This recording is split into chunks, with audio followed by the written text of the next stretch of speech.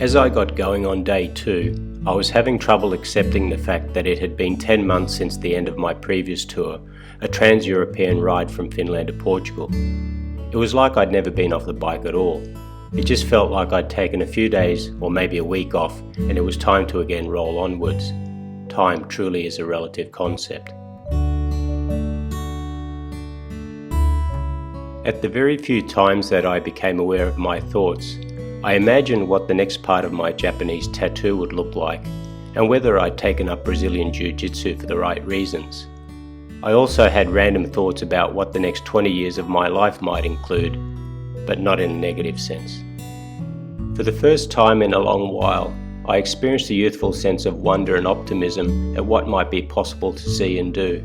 It almost felt like my mind had essentially reset itself after the major life challenges of the past few years. It felt like the road ahead was once again clear.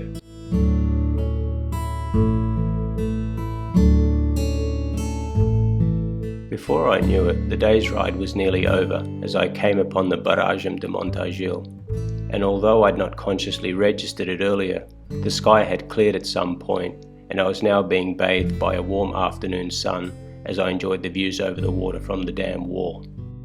Alright, it's the afternoon of day 2 and I've made it to Montargil Dam. I just do a bit of a circuit so you can have a look. There's the dam wall there with the road. I'll just take you over to the water where it's all the interesting stuff, I guess.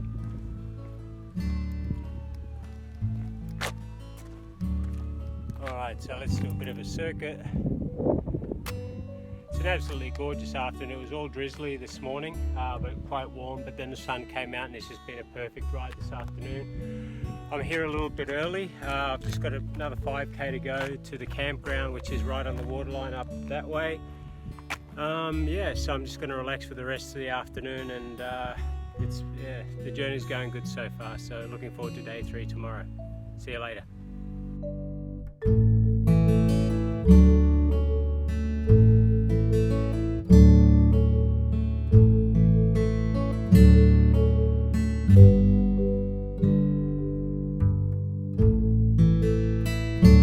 While slowly sipping away a few sagres, I slowly set up for the night at the nearby camping ground.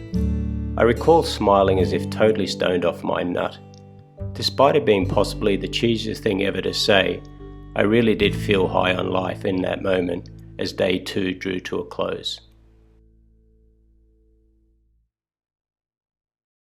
The sunrise over the Albufeira as I started my roll on day 3 was nothing short of blindingly beautiful.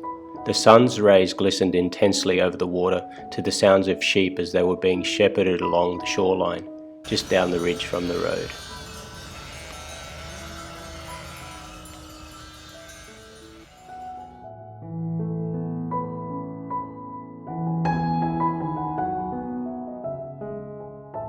The ride to Ponte de Sor was so relaxed and enjoyable as the morning heated up that I made a point of consciously scanning the amazing landscape as opposed to retiring within as I'd done on the previous day.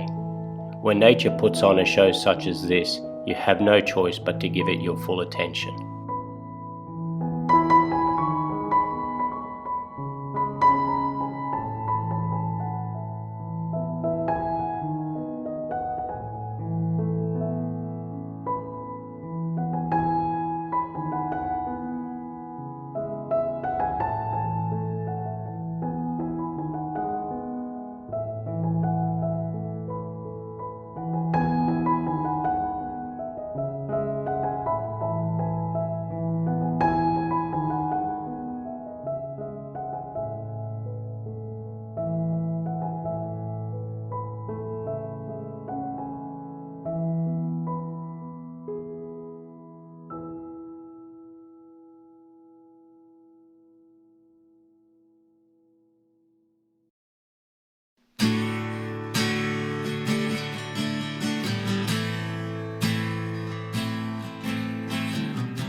My afternoon self was not as energy infused as in the morning, in fact quite the opposite.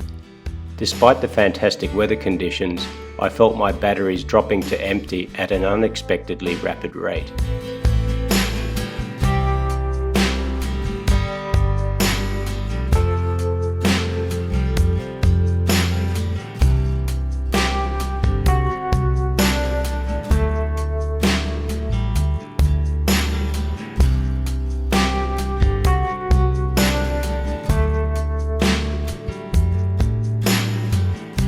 Fortunately, the meal break in Alta de Chão, where I enjoyed possibly the best ever tosta misto of my life, a triple-decker serving of utter goodness, allowed me to recharge sufficiently to at least make the last third of the day's ride tolerable.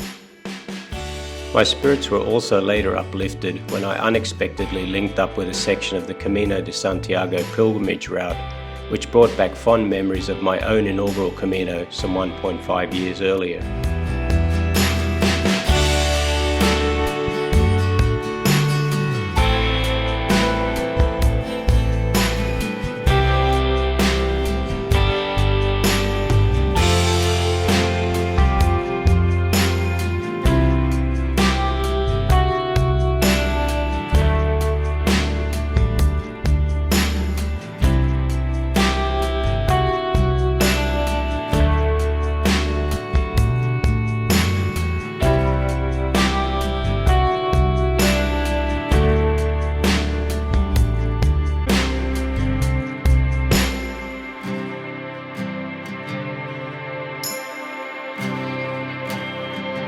Look, cows! Passing a herd of cows along the way also gave me an additional injection of joy. I don't know why, but even the sight of these creatures simply makes me feel happy.